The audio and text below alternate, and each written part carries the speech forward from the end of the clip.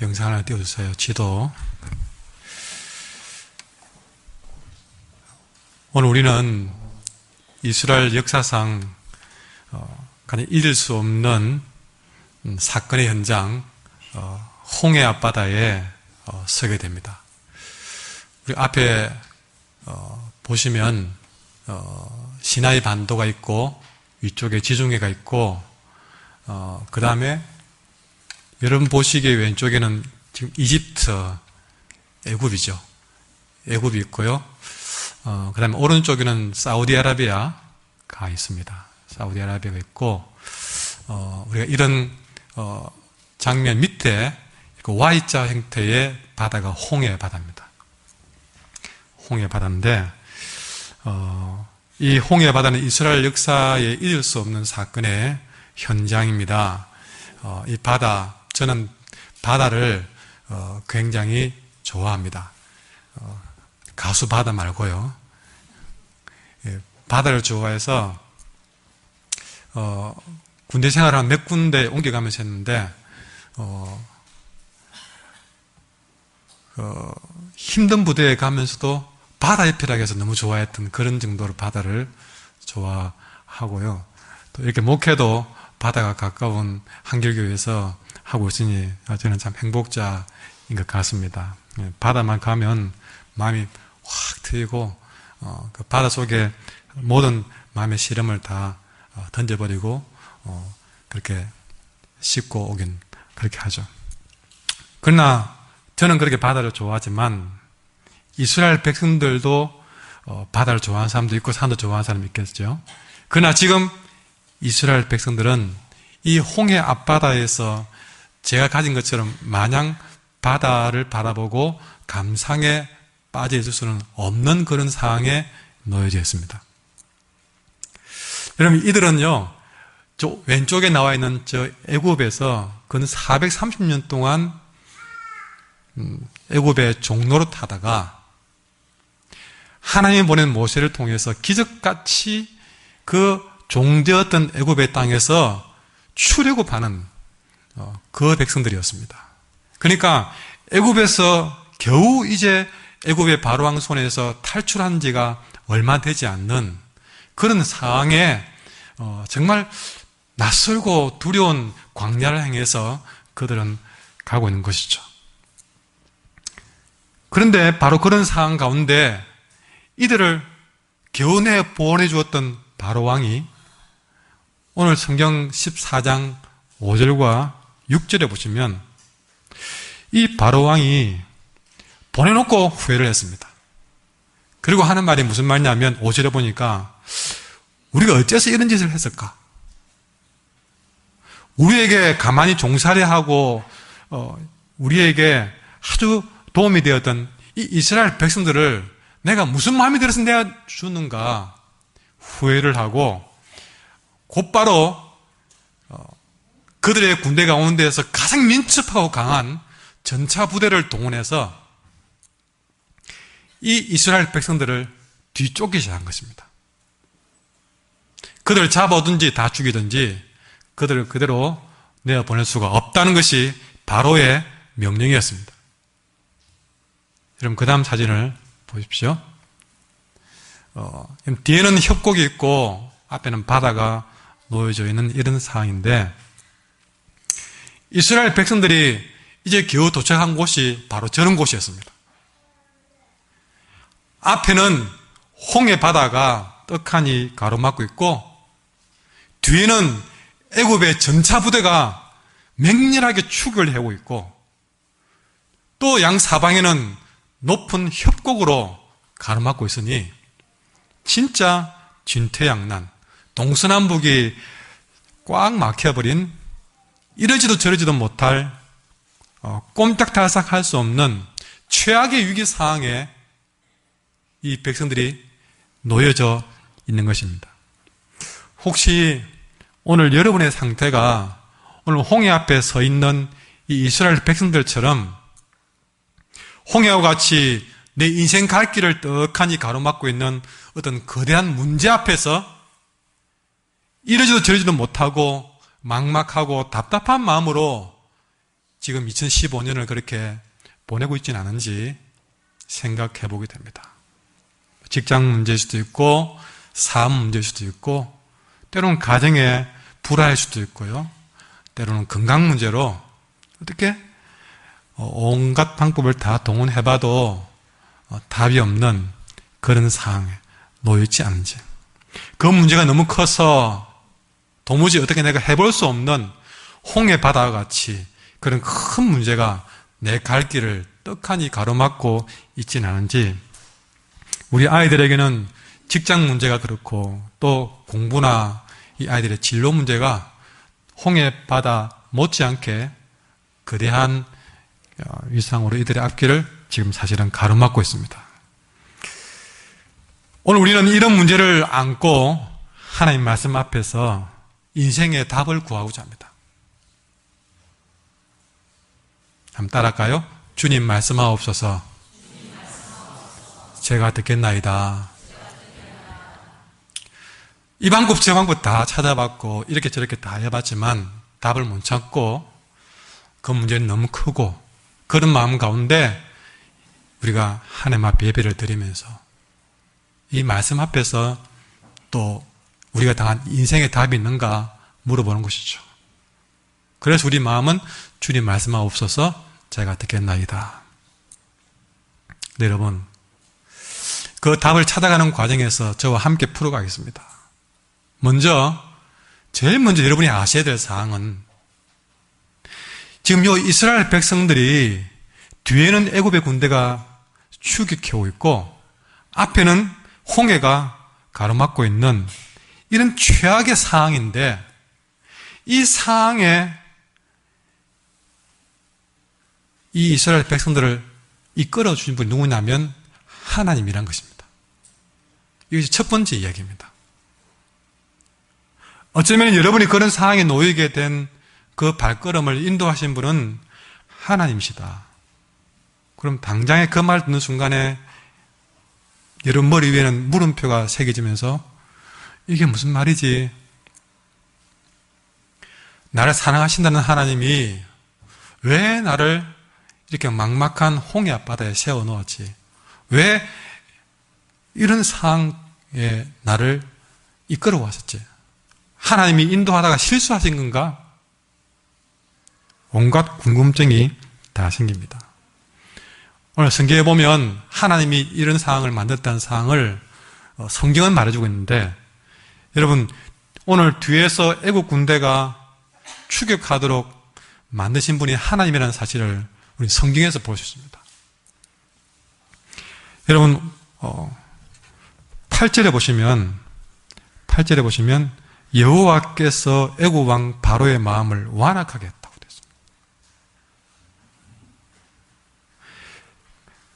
여호와께서 애국 왕의 마음을 아주 악한 마음이 갖도록 했던 것이죠.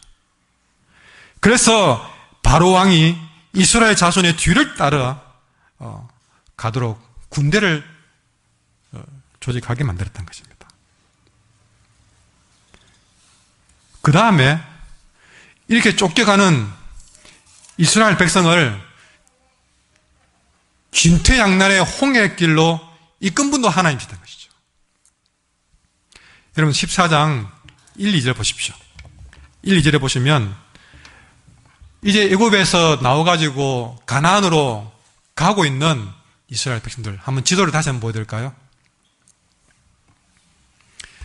위쪽에 푸른 지중해가 있는데요, 왼쪽 애굽에서부터 빨간 표시가 출발될 겁니다. 근데 그 지중해 길로 해서 직통으로 쭉 바닷길로 이렇게 가면 바로 그 위에가 가나안입니다.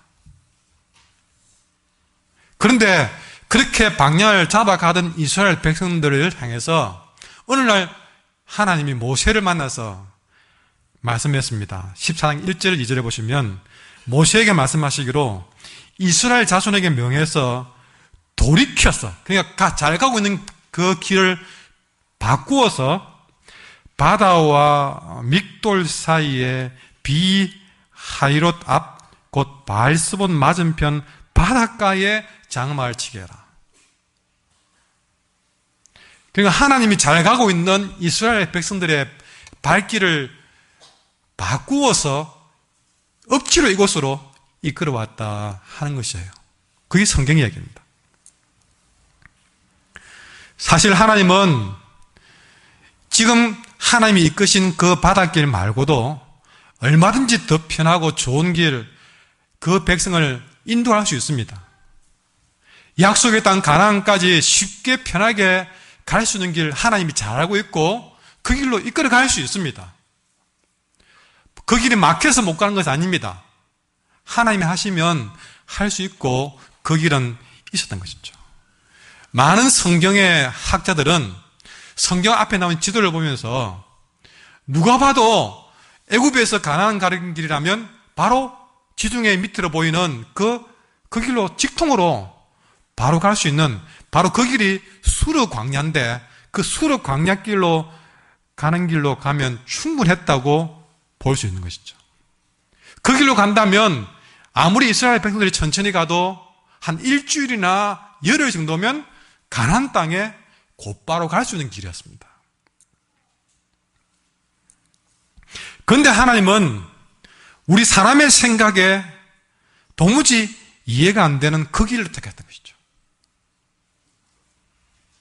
누구나가 다 생각할 수 있는 그 수르 광야길, 윗길이 아니라 돌아가는 길로 하나님이 인도했다는 것입니다. 여러분, 오늘날 우리만 봐더라도 하나님은 종종 우리의 삶 속에서 우리가 좀처럼 이해할 수 없고 쉽게 납득할 수 없는 그 길로 인도하실 때가 있더라. 것이죠. 분명 하나님께서 택한 백성인들이고 하나님이 사랑하는 성도들인데 또 다른 수많은 방법, 수많은 좋은 길 충분히 그분에게 있음에도 불구하고 하필이면 그런 막다른 길로 몰아넣는지 우리는 도무지 인간적인 생각으로는 이해가 안 되는 이런 진퇴양난의 막막한 환경을 만날 때가 있더라. 사랑하는 성도 여러분, 우리를 너무나 사랑해서 자기 아들도 아끼지 않고 우리를 내어주신 그런 분이십니다. 그런 분이 왜 우리를 때로는 이렇게 우리가 이해하지 못할 이런 위기 상황으로 우리를 인도해 가는지 궁금하지 않습니까? 오늘 성경 속에 바로 이 일을 인도하신 하나님의 이유를 우리는 찾을 수가 있습니다. 여러분 14장 31절 말씀 같이 돌아가겠습니다. 시작. 이스라엘이 여호와께서 애굽 사람들에게 행하신 그 큰 능력을 보았으므로 이 여호와를 경외하며 여호와와 그의 종 모세를 믿었더라. 아멘. 여러분 이 31절은요 애굽이 쳐들어오고 홍해가 가로막는 이 상황에서 완전히 이제는 몰살당할 그런 위기에 있다가 기적같이 뒤쫓아오던 애국 군대는 다 무찌르고 가로막던 홍해길은 열려서 홍해 바다를 건너고 난 다음에 얻어진 결론입니다. 그러니까 하나님이 이 길을 인도하신 목적이 여기서 결과적으로 나오는데 결과적으로 홍해길에서 마지막 얻은 결과가 뭐냐? 애굽의 군대도 무찌르고 홍해길도 건너고 난 다음에 얻은 결론은 이스라엘이 여호와께서 애굽 사람에게 행한 그 큰 능력을 보게 만들었다는 사실입니다. 그래서 백성이 그걸 계기로 해서 여호와를 경외하게 되었고 그걸 계기로 해서 여호와와 그의 종 모세를 믿고 따를 수 있게 되었다. 그러니까 이 사건이 하나도 손해가 되지 않고 문제는 다 해결하고 결과적으로 하나님의 큰 능력을 보고 하나님과 그의 종 모세를 더 믿고 따르는 계기가 되었다는 사실이죠. 이것이 바로 하나님이 그 많은 좋은 길을 내버려 두고 이렇게 굳이 어려운 홍해길을 인도하신 하나님의 뜻이었습니다. 홍해길이 가로막을 때는 그 하나님의 뜻을 몰랐지만 그 백성이 그를 가로막고 있는 홍해길을 건너고 난 다음에 그들은 깨달았는데 이걸 통해서 하나님이 애굽에게 행하신 큰 능력을 보게 되었고 하나님을 더 분명히 믿고 그의 종 모세를 더 분명히 믿고 따르는 계기가 되었다. 하나님 우리를 미워해서 이렇게 인도하신 것이 아니라 정말 우리를 이렇게 사랑하기 때문에 더 큰 선물을 주기 위해서 이렇게 우리를 인도하셨구나 하는 것을 깨닫게 하신 것입니다.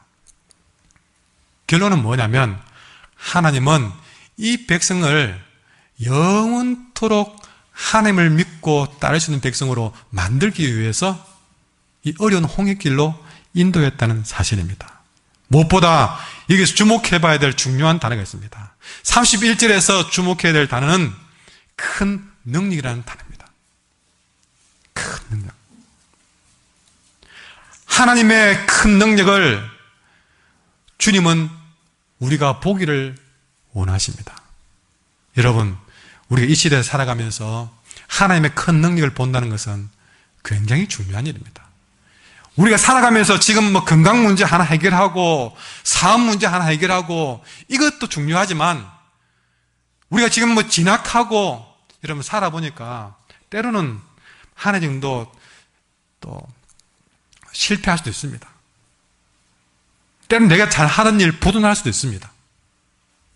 그것 때문에 죽는 줄 알았는데 지나가 보니까 안 죽더라고요. 하나님이 그것도 사용하셔서 선하게 하시더란 말입니다. 그러나 그때그때 사건이 중요한 게 아니란 말입니다. 중요한 거는 살아가면서 내가 하나님을 얼마나 크게 믿느냐가 인생에 굉장히 중요하다는 사실을 절감합니다. 어떤 사건이든 사건을 만나면서 그때는 그 사건이 내겐 전부였는데 근데 그 사건을 어떻게 해결하고 넘어서서 보니까 하나님이 내게 남겨준 선물은 무엇이냐면 하나님이 살아있다는 겁니다. 그리고 하나님이 함께 한다는 겁니다. 근데 그 하나님이 상상치 못할 큰 능력을 가진 분이고 그런 큰 능력으로 나와 함께하고 나를 돌본다는 사실을 깨닫게 하는 것이에요.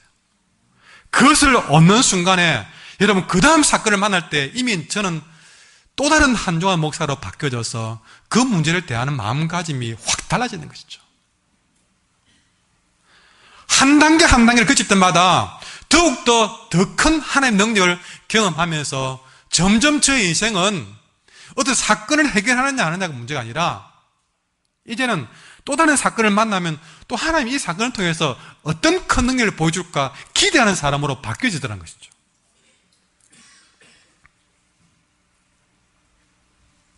근데 여러분 사실은 이런 큰 능력을 이스라엘 백성들에게 보여줘야 될 이유가 있습니다. 지금 이스라엘 백성들은 애굽에서 나온 지 며칠도 안 됩니다. 하나님의 은혜로 살아가지만 그들 마음가짐은 하나님에 대해서 그를 인도하는 모세에 대해서 아직 믿음은 털끝만치도 없습니다. 그저 출애굽했다는 기쁨만 있지 아직 그들의 마음 가운데 믿음이라고 해봐야 겨자씨보다도 작은 믿음입니다. 여러분 그런 믿음 가지고는요 광야를 지나갈 수도 없고 가나안에 보내줘도 그들은 하나님 뜻대로 살 수도 없는 인생들이에요. 그들의 실상을 오늘 본문에 보여주는데 여러분 11절 12절 보십시오. 그들이 뒤에 애굽이 쳐들어오고 앞에 홍해 가로막고 그러니까 다시 말해서 조금 어려우니까 어떻게 반응합니까? 모세에게 항의합니다. 난리가 났죠. 그들이 항의하기로 무슨 말을 합니까? 이 사람아 애굽에 매장지가 없어서 우리를 이렇게 광야로 이끌어서 죽게 만들었느냐? 난리가 났어요. 무엇 때문에 당신이 우리를 애굽에 끌어내 이 꼴 다 하게 만들었냐? 우리가 애굽에서 당신에게 좀 가만히 그냥 애굽에 살도록 내버려 달라고 했지 않느냐? 아이고 나와보니까 그냥 애굽 사람을 숨기고 노예로 사는 것이 훨씬 더 나을 뻔했다. 그러는 거예요. 여러분 우리가 똑같이 조금만 어려우면 아이고 교회 괜히 나왔다. 예수 괜히 믿었다. 하나님이 뭐라고? 신앙이 뭐라고? 기도가 뭐라고? 여러분 조금만 어려우면 우리는 그런 불만 터뜨려 놓습니다. 믿음이 없어요. 하나님에 대한 믿음이 없어요.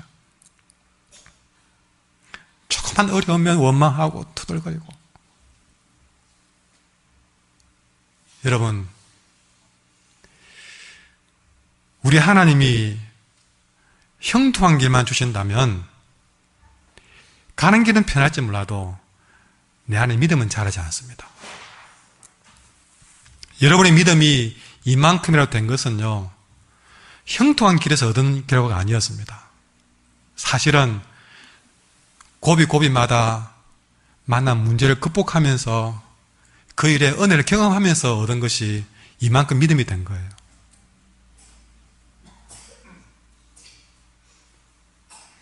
하나님 우리에게 우리가 원하는 형통한 길, 수로 강렬로 가는 지름길 주지 않고 자꾸 답답하게 막히는 홍해길을 준 이유가 바로 여기에 있습니다. 우리는 생각할 때에 하나님이 막히는 홍해길이 아니라 형통한 수로 광야길을 주는 것이 축복이라고 생각하고 은혜라고 생각합니다. 아무런 병도 안 걸리고 아무런 부도도 안 만나고 아무런 실패도 안 하고 가는 것이 은혜라고 생각하고 축복이라고 생각합니다. 그러나 진정한 축복과 은혜는 우리가 생각하는 형통한 수로길에 있는 것이 아니라 진정한 축복과 은혜는 험난한 홍해길에서 얻더라는 것이죠. 진정한 축복과 은혜는 그런 험난한 홍해길을 가면서도 평탄한 수로 광야길을 가는 것처럼 살 수 있는 그것이 축복이더라는 것입니다. 우리에게 주어진 삶의 상황과 환경은 때로는 앞뒤 가로막힌 볼품없고 초라한 상황일 수 있습니다. 내가 살아오면서 왜 이렇게밖에 안 될까? 또 때로는 도무지 내 힘으로는 이길 수 없는 절박하고 막다른 상황일 수도 있습니다. 그러나 어떤 상황에 놓여있든 간에 우리와 함께 하시는, 우리를 인도하시는 그 하나님의 능력과 역사하심으로 말미암아서 나를 가로막고 있는 홍해와 당당하게 싸워서 이기고, 어떤 어려움이 만나도 우리는 평탄한 수로 광야길을 가는 것처럼 당당하게 나아갈 수가 있습니다. 우리는 살아가면서 바로 그런 해답을 획득해야만 됩니다.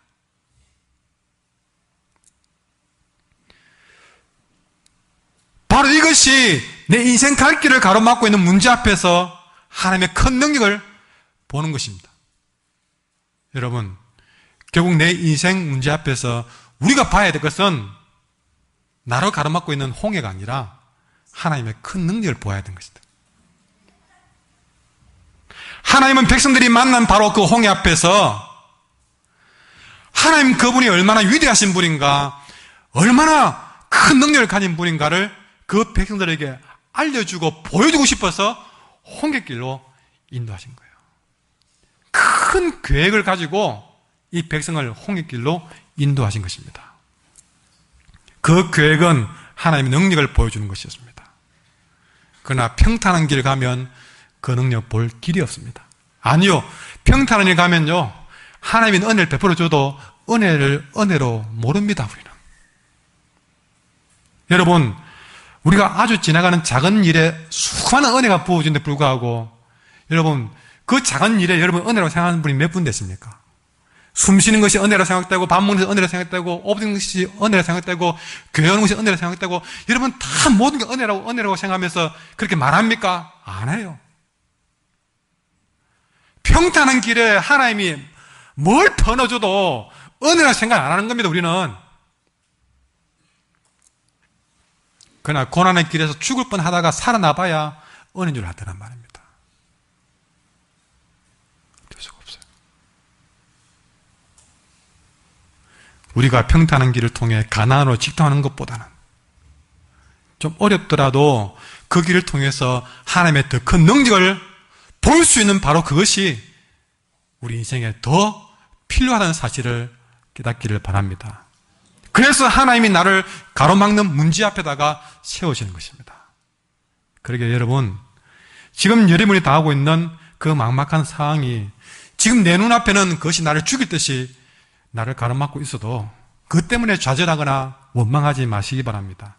오히려 그 상황이 열악하고 힘겨울수록 오늘 주신 말씀처럼 이 상황을 통해서 하나님은 우리를 위해서 얼마나 더 크고 위대한 일을 준비하고 있는가를 우리는 볼 수 있는 계기로 삼아야 한다는 것입니다. 문제가 큰 만큼 우리는 더 큰 능력을 보게 될 것입니다.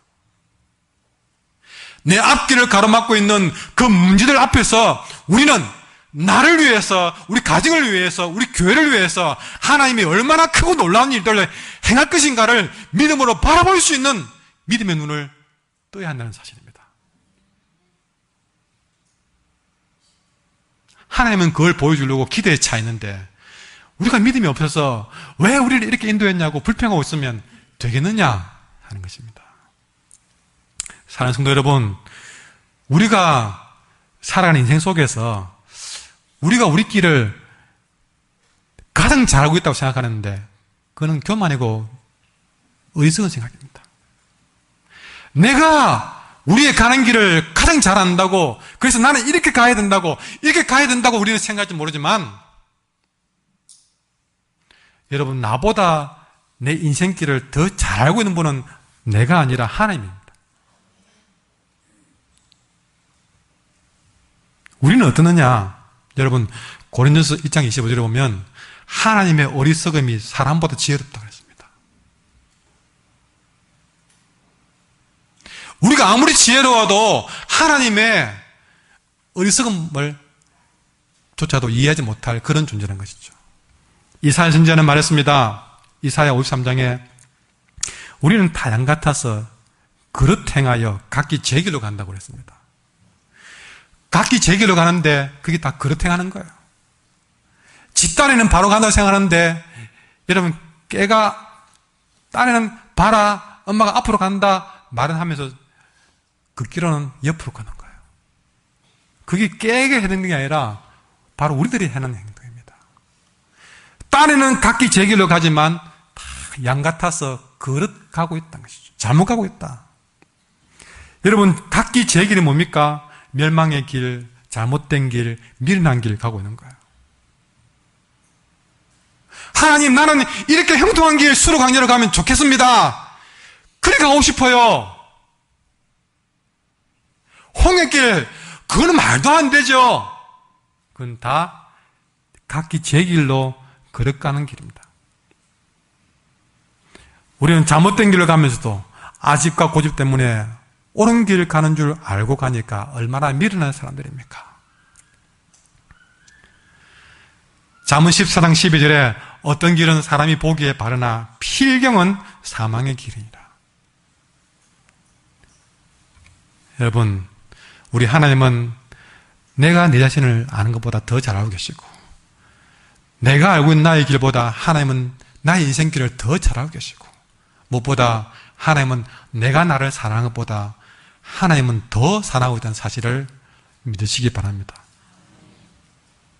그러기에 우리는 그런 하나님이 인도하는 길이 지금 내가 보기에는 이해가 안 되는 최악의 길인 것처럼 보여도 그 길이 나의 길을 잘 알고 있고 나를 가장 사랑하시는 그 하나님이 인도하고 있는 한 그 길은 내 눈에만 최악의 길이지 그분이 인도하는 이상 그 길은 항상 내게는 최선의 길임을 믿으셔야만 한다는 사실입니다. 그 길이 홍해 길이라 할지라도 그 길이 내게 최선의 길임을 믿으셔야 됩니다. 내가 부도나게 되고 내가 실패하는 그 길을 할지라도 하나님이 인도하는 길이라면 그 길은 내게는 최악의 길일지 몰라도 하나님 보시기에는 최선의 길이라는 사실이죠. 그것이 최선의 길임을 믿을 때에 때로는 힘겹고 어려워도 때로는 눈물 나고 한숨 나도 포기하지 말고 원망하지 않고 믿음의 고백으로 감사의 고백으로 그 길을 가야 될 줄 믿습니다. 이런 진퇴양난의 급박한 위기 상황에서 우리가 더욱 그러면 하나님의 그런 인도하심을 믿고 나갈 때에 어떤 마음으로 가야 되느냐? 오늘 모세의 고백에서 그 답이 나옵니다. 13절 14절 같이 읽겠습니다. 시작.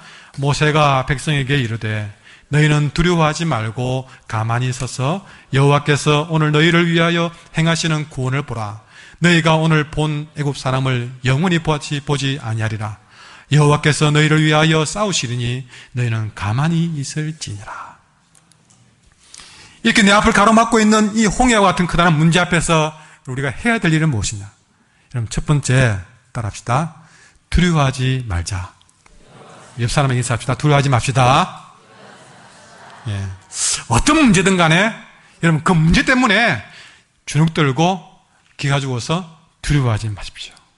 여러분, 사람은 똑같은 일을 만나도 각각 다른 고백을 합니다. 오늘 똑같이 홍해 앞에 섰는데 지도자 모세와 백성들은 다른 고백을 했습니다. 백성들은 아까 뭐라 했습니까? 왜 우리를 여기서 몰아와서 우리를 죽게 만들었느냐? 했습니다. 여러분, 고양이가 너무 두려워서 고통받는 쥐가 있었습니다. 이를 부산 이긴 마법사가 이 쥐를 고양이로 변하게 만들어 주었습니다. 근데 쥐일 때는 고양이가 제일 두려웠는데 고양이 만들어 주니까 이때 또 고양이는 또 개가 무서워졌어요. 여전히 두려워하고 있습니다. 문제 해결해 줘도 두려워하는 거예요. 그래서 또 마법사는 이 고양이를 개로 만들어 주었습니다. 그러면 해결될 줄 알았는데 이제는 안 두려워할 줄 알았는데 이제는 호랑이가 두렵습니다. 또 벌벌 뜨고 있는 거예요. 이제 호랑이 만들어주면 더 이상 두려워 안 하겠지 해서 마지막으로 호랑이를 만들어 주었습니다. 그런데 호랑이에 대해서 두려워하는 겁니다. 사냥꾼이 두려운 거예요. 사냥꾼 만들어주면 더 이상 안 두려울 줄 알았습니다. 그런데 이 사냥꾼은 쥐를 제일 무서워하면 쥐를 제일 무서워해요. 도로 쥐를 만들어 주었어요. 여러분, 이게 바로 우리의 모습이에요. 하나 해결해주면 안 두려울 줄 같죠. 그 문제만 해결해주면 더 이상 신앙생활 잘하고 매일 예배하고 찬양할 줄 알았습니다. 우리는 한 번도 안 그랬어요. 호랑이를 만들어줘도, 돈 문제 해결해줘도, 건강 문제 해결해줘도 맨날 하는 짓은 두려워하고 있다는 거죠. 여러분, 내 마음에서 이런 두려워하는 쥐의 심장 가지고서는 어떤 존재를 만들어줘도, 어떤 상황을 만들어줘도 두려워하는 마음에서 벗어날 수가 없습니다. 우리의 중요한 것은 이런 쥐의 심장이 아니라 세상을 이기신 예수님의 심장을 가는 겁니다. 아까 하나님이 왜 홍해에 세웠습니까? 하나님의 큰 능력을 보아라 오신 거죠. 그 하나님의 큰 능력을 보는 믿음이 바로 내 심장에 들어오는 순간 어떤 문제가 와도 두려워하지 않게 되는 것이죠. 여러분, 하나님은 성경에 나오는 수많은 인물들에게 똑같은 부탁을 했습니다. 창세기에서 아브라함에게도 했던 말이 뭐냐면 아브라함아 두려워하지 마라 그랬습니다. 가나안을 정복하는 여호수아에게도 두려워하지 마라 그랬습니다. 모세에게도 두려워하지 마라 그랬습니다. 미디안이 두려워서 숨어서 타다가던 기드온에게도 두려워하지 말라고 그랬습니다. 우리의 신앙의 선배들은 두려워하지 말라는 그 주님을 바라봄으로써 그들의 마음에 주의 심장이 아니라 예수 그리스도의 심장을 가짐으로써 그들은 하나님이 쓰시는 위대한 영웅들이 되었습니다. 두렵고 힘든 일들이 왜 없겠습니까? 그러나 우리가 그럴 때 우리 마음에 바라봐야 될 것은 내 앞을 가로막는 문제가 아니라 그런 상황 속에도 일하실 큰 능력을 가지신 하나님을 바라볼 때에 내 마음 가운데 두려움이 사라질 줄 믿습니다. 두 번째, 따라합시오. 가만히 서서 너희를 위하여 행하시는 하나님의 큰 일을 보자. 여러분, 두 번째 할 일은요, 가만히 서는 겁니다. 오늘 13절과 14절에 두 번이나 가만히 서라고 반복하고 있습니다. 왜 이스라엘 백성들은 그 상황에서 가만히 서야 될까요? 여러분, 지금 이스라엘 백성들을 보십시오. 뒤에는 애굽의 군대가 쳐들어오고 앞에는 홍해가 가로막으니까 가만히 있지를 못하고 모세를 원망했습니다. 네가 우리를 이렇게 죽게 만들었구나. 차라리 애굽의 종으로 살게 가만히 내버려 두지 어찌할 바를 몰라 했습니다. 여러분 따라하십시오. 가만히 있으면 중간이나 가지. 여러분 우리가요 내가 어찌할 바를 모르면 뭐 하면 되느냐? 가만히 있으면 됩니다. 너무 서두르지 마세요. 사업을 하든 뭘 하든 간에 명확한 답이 나올 때까지. 여러분 우리가 살아오면서요 가만히 안 있고 우리 마음대로 앞서 행하다가 저지른 일들이 너무 많습니다.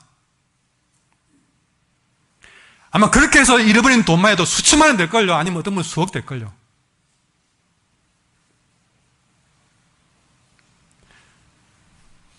괜히 이것저것 하다가 하는 것마다 낭패를 당하는 거예요. 말도 좀 가만히 있으면 중간에 가지. 괜히 말해가 손해보고. 하나님이 우리를 위해서 위대한 일을 행하실 때는요, 그때는 가만히 있어야 됩니다. 하나님이 우리를 위해서 어떤 일을 행하는지 믿음으로 바라보는 시간도 필요합니다. 우리는 그걸 못 기다려요. 기도해놓고 응답될 때까지 기다려야 되는데 기도해놓고 나서 하나님 도와주세요 해놓고 나서 돌아가서 또 자기 방법대로 해버립니다.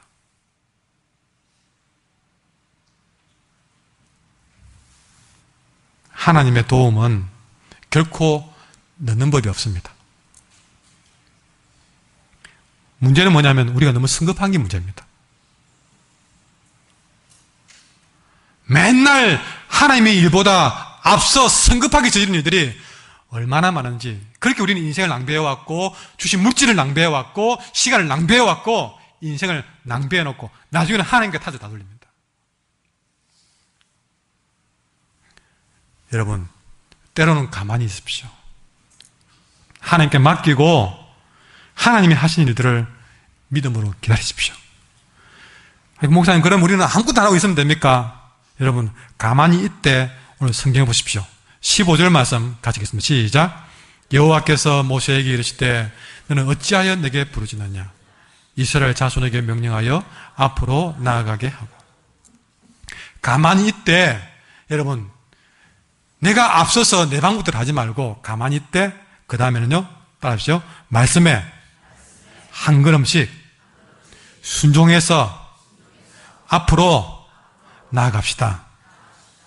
여러분 하나님이 가만히 있으라고 한 것은 그 다음 일 때문에 그렇습니다. 먼저 가만히 내 모든 계획을 내려놓고 기다리십시오. 그 다음에 그렇게 하나님이 내 인생의 주도권을 쥐도록 맡겨놓으십시오. 그 다음에는 여러분 하나님이 순간순간마다 우리에게 말씀을 주실 때에 그 말씀에 의지해서 하나님이 명령하신 만큼 한 걸음씩만 하나님이 말씀하신 만큼만 한 걸음씩만 순종하며 앞으로 나가십시오.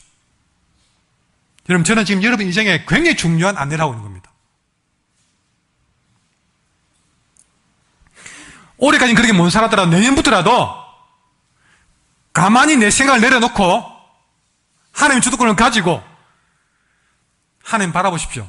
그러면 말씀에 귀를 기울여서 하나님이 그때그때 주시는 말씀에 한 걸음씩만 딱 가라고 한 만큼만 순종해서 나가십시오. 주님 말씀하시면 내가 나아가리라. 주님 뜻이 아니면 내가 멈춰서리라.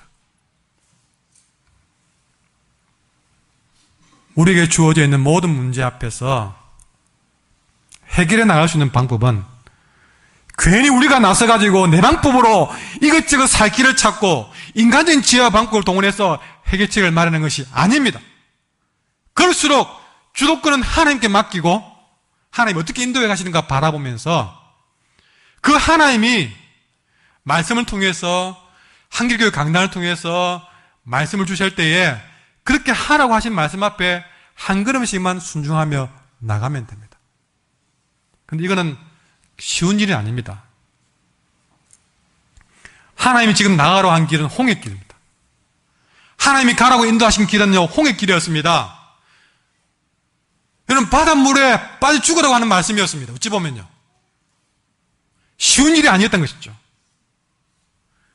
믿고 나가다가 저 물에 빠져 죽으면 어떻게 되는가? 그런 두려움을 갖게 만드는 일이었습니다. 그러나 모세는 하나님 말씀하신 대로 하나님이 모세에게 지팡이 들어! 그러니까 지팡이를 들었습니다. 여러분, 우리가 아이들 게임 중에 천기 올려, 백기 내려 이런 게임이 있습니다. 하는 대로 하면 됩니다. 그 길이 어떤 길이든 하나님 말씀하신 대로 한 걸음씩 한 걸음씩 나아가면 됩니다. 거기에 우리가 문제를 해결해 갈 수 있는 답이 있을 줄 믿습니다. 마지막으로 그 믿음의 길 가운데 오늘 하나님은 한 가지를 더 부탁하십니다. 여러분 16절 시작. 지팡이를 들고 손을 바다 위로 내밀어 그것이 갈라지게 하라. 이스라엘 자손이 바다 가운데서 마른 땅으로 행하리라. 마지막 그에게 주신 것은 여러분 따라하십시오. 하나님의 지팡이를 들어 올리는 것입니다.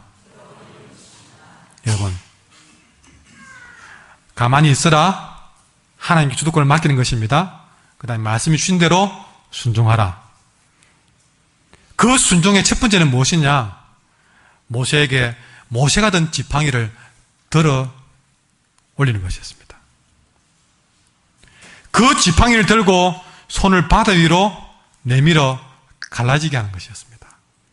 여러분, 이 모세의 지팡이는 무엇이었습니까?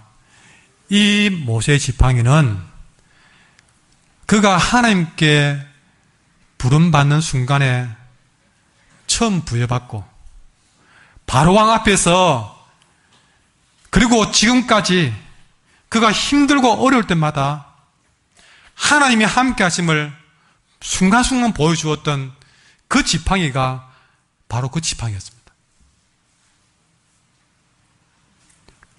모세를 지금까지 붙들어 주었던 하나님의 능력의 지팡이가 지금 그가 들어야 될 지팡이였습니다. 그러니 그 지팡이는 그냥 나무 짝대기 아니었습니다.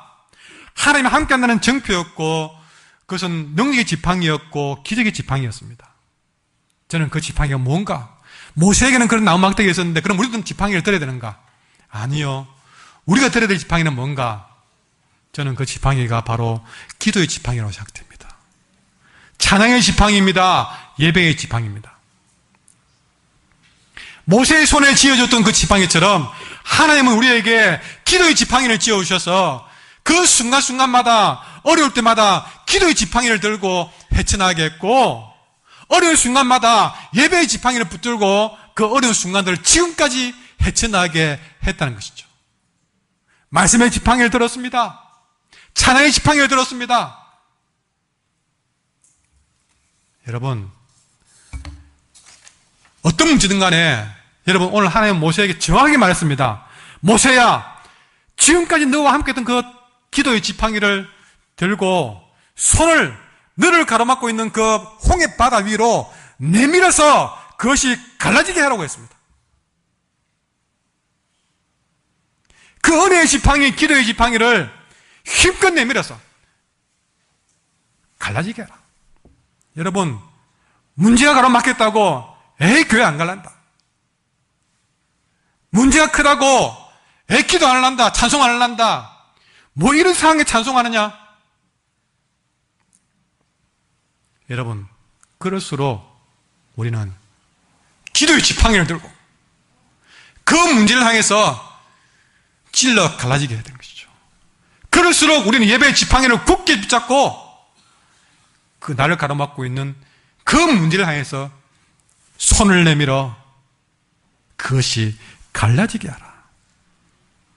여러분, 하나님의 큰 능력을 믿고 하나님께 내 인생을 맡기고 말씀대로 순종하면서 하나님이 내게 준 그 기도의 지팡이, 예배의 지팡이, 찬양의 지팡이로 우리는 문제를 향해서 돌파해 나갈 때에 홍해는 기적같이 갈라지고 나를 쫓는 애굽의 군대는 수장되는 놀라운 기적을 보게 될 줄 믿습니다. 여러분, 우리를 가로막고 있는 그 문제는 나를 무너뜨리고 삼키려고 있는 것이 아니라 이런 놀라운 일들을 보게 만들기 위해서 그 문제 앞에 하나님 나를 세우신 것입니다. 그러지 우리는 하나님 나를 이렇게 인도하신 것을 믿고 제가 방금 말씀드린 그 방법대로 잠잠히 있어 하나님께 주도권을 맡기고 주님 말씀하신 대로 한 걸음씩 나아가며 내게 준 지팡이로 그 문제를 당당히 찔러 쪼개어 나갈 때에 문제는 갈라서고 나를 쫓는 문제도 수장되고 우리는 출애굽기 15장에서 온 백성이 춤을 추며 찬양하는 그런 모습으로 바뀌게 될 줄 믿습니다. 내 인생길 가로막는 문제 두려워하지 말고 이 말씀 가지고 여러분 앞으로도 그렇게 승리하는 삶을 살기를 예수님 이름으로 권면합니다. 오늘 말씀을 생각하면서